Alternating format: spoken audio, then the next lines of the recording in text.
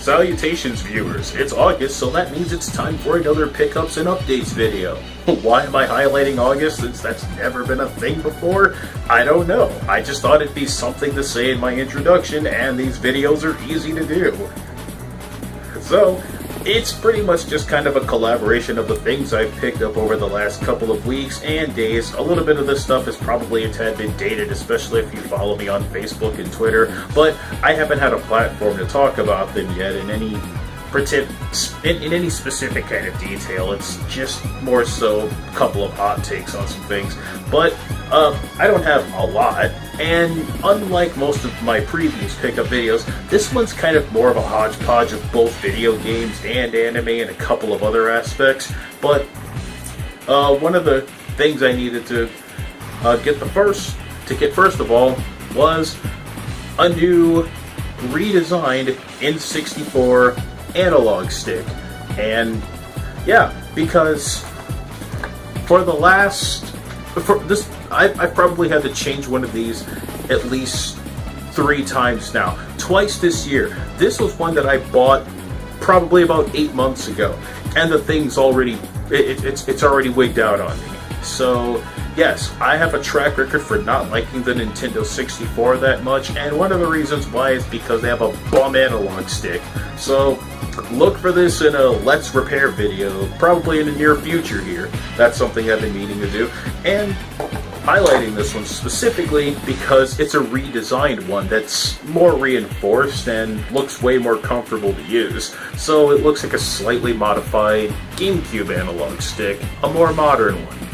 Good idea, Nintendo. Next up on the list is Cinemora X. I don't know if the light's reflecting off of that too bad. If it is, I'll probably put a image up there in the corner for all of these for better detail, because yeah, a lot of light is reflecting off of that. But Cinemora X, released by THQ Nordic. This was one that I missed out initially because I wasn't all that much of a digital gaming downloader guy, and I didn't go to marketplaces during the 7th gen since I was kind of late to the party on that. But I love shoot 'em ups. I love shmups, and I never pass up a good one. And everything I saw in this one, it looks fantastic. It looks significantly less bullet hell than most of the other ones, games like Raiden Fighters or Ikaruga. And this one's more paced, probably like the Gradius games. I'm a huge Gradius 3 fan, and so yes, Cinemora X. Probably going to do a video on this one too. Probably like maybe a Let's Play or something. I don't do Let's Plays that often because I'm hideous at them. But this is one that I'll probably want to do because I've been eagerly anticipating this one. Next up on the list, and this one's kind of stepping into one of my favorite. I was so happy when back in April I heard this was getting a complete television series DVD release, something I never thought was going to happen. It's my favorite mech anime of all time, Don Cougar. I was so happy when this got announced. Yes, this is my favorite mech show of all time. You might compare it to like a Macross or something with its influx of music / mecha alien invasion thing. But I grew up with Don Cougar more than Macross. It was actually a little bit of Colonel Fancy trivia for you. This was the first anime that I've ever paid money I've ever paid my own money for. Were VHS copies of this. I've got the VHSs somewhere around here. They're buried in my archives. But yes, I collected these up until maybe volume 5 or 6 or so on VHS, and they became really hard to collect later on. And as DVDs were phasing out VHS media, I never thought that I would see this show again, or released or redistributed in a format, because I remember emailing Discotech years ago and asking them, hey guys, I know that you release a whole lot of obscure stuff, any chance that Chojo Kishin Dan Cougar might be on that list? And so I wasn't hounding them or anything, but it was like polite agitating them into into getting the show licensed. Hey, maybe it paid off. But yeah, that one's cool to have. Also, speaking of this, Volume 12 of A Certain Scientific Railgun. Currently the only active manga that I'm reading. I like it. It's a really good story. What I don't like is that I have to wait almost a year for each volume to come out here by 7 Seas. It's been like in like 3 years. I think we've gotten 2-volume releases, and yeah, I probably could scanlate it, but I don't like scanlating and reading manga online. It's a real pain in the neck. I think the last manga series that actually finished was Kaibutsu Ojo, or Princess Resurrection. That's because, well, Del Rey became Kodansha, and Princess Resurrection wasn't one of the titles that they picked up. But yeah, I like Certain Scientific Railgun. Really cool seinen-style comedy action. Neat characters. Its story doesn't have...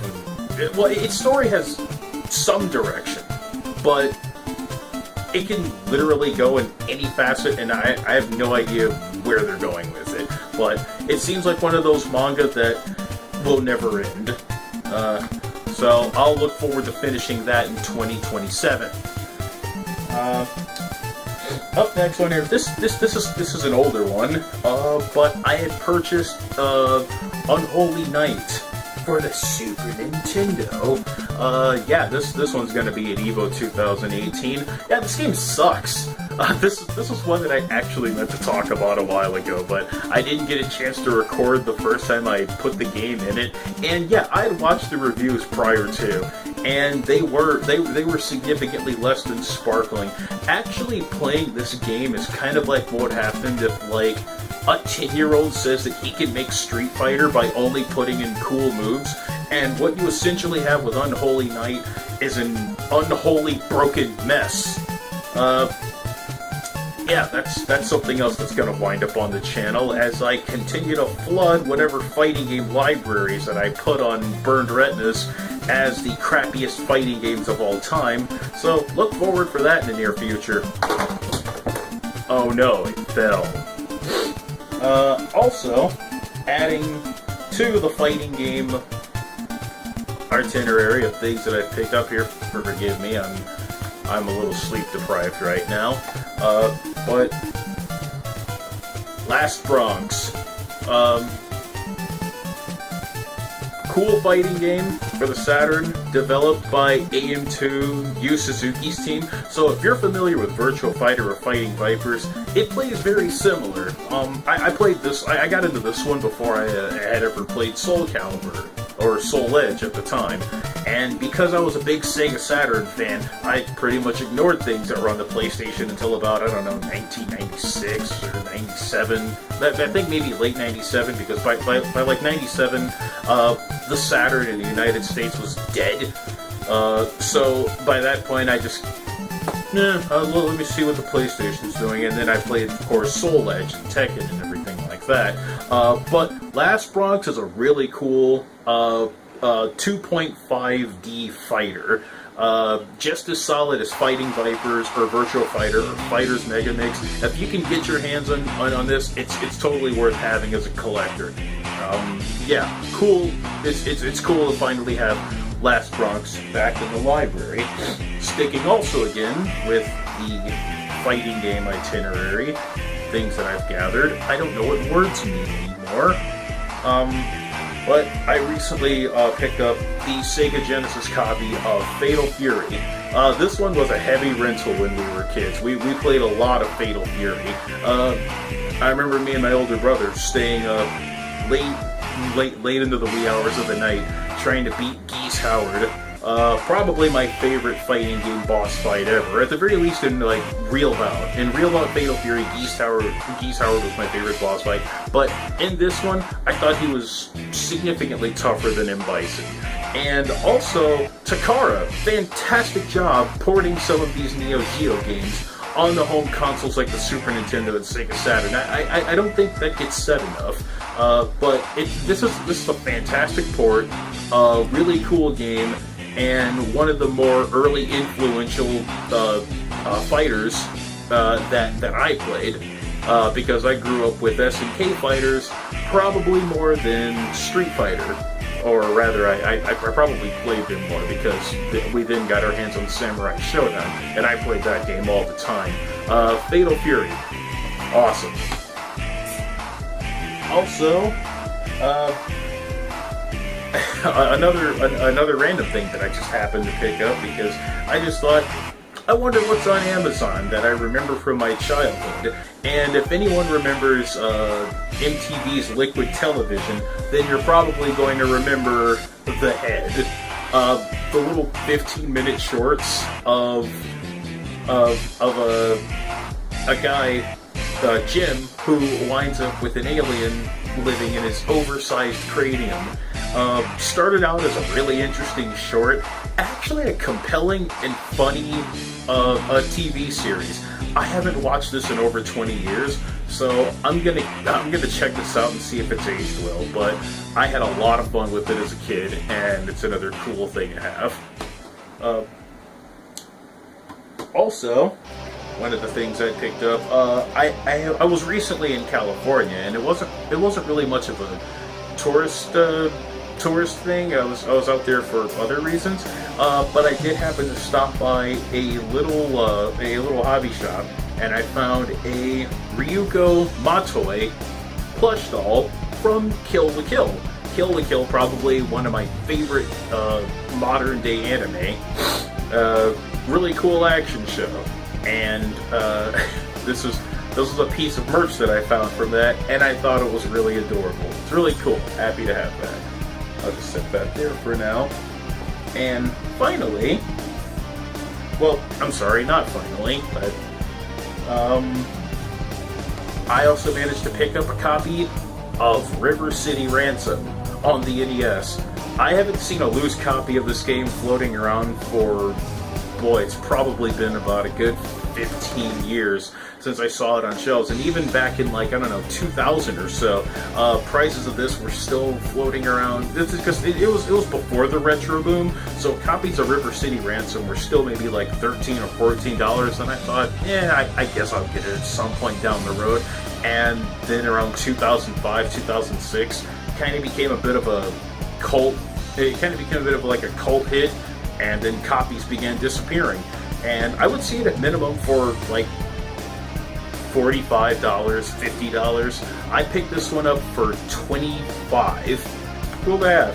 And the last thing on my list, and my most recent acquisition, and if you follow me on Facebook and Twitter, you've probably seen this already, the Real Arcade Pro V Hayabusa for the Nintendo Switch. I have not taken it out of the box yet. I thought about making an unboxing video for it, but why do that when I can just hook this thing up and probably play one of the several retro fighter games that I've been downloading on the Switch since I've owned the thing. Like, my Nintendo Switch is essentially a Neo Geo X right now with all the games that I bought for it. But trying to play a lot of those classic games, like I tried playing King of Fighters 94 on it, and it sucks. I mean, it's only awful because of the button placement. Now, I was stuck at an airport once trying to play it using the Joy-Cons, and it's so awkward trying to pull off desperation moves with it. It didn't feel 100%. Whether or not the Switch becomes a fighting game heavy hitter, I think that this Hori developed fight stick is a positive sign of things to come. We've already heard that Arc System Works is interested in developing for it. It's got Blade Strangers coming out in 2018 for it. There's been rumored talks of a possible Street Fighter Third Strike port coming to the Switch. I mean, if that comes to fruition, I'm sold. Street Fighter 3, one of the best fighting games on the planet, and personally, I think the best Capcom fighting game ever made. So, yeah, that's going to be another video. It's going to be a guerrilla-style video because I currently can't capture footage in HD right now. That's something else I'm working on in the future. But, yeah, Real Arcade Pro Hayabusa for the Nintendo Switch. it's now a heavy hitter in the fighting game department, or at the very least, this is a good sign that more will show up on it. And oh, that covers all of my gaming acquisitions today.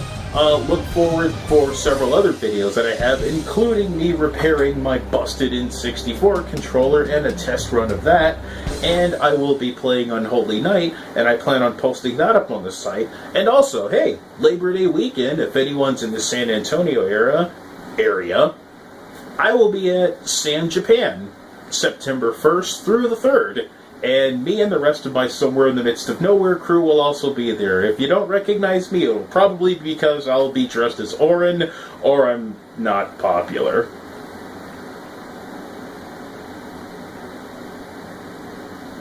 Well, that's all the time I have because I'm out of stuff to show you. Be sure to like, comment, and subscribe, and also check out Burned Retinas and Somewhere in the Midst of Nowhere at WordPress.com. Also happen to stop by the Retroplex, which can be found on Facebook.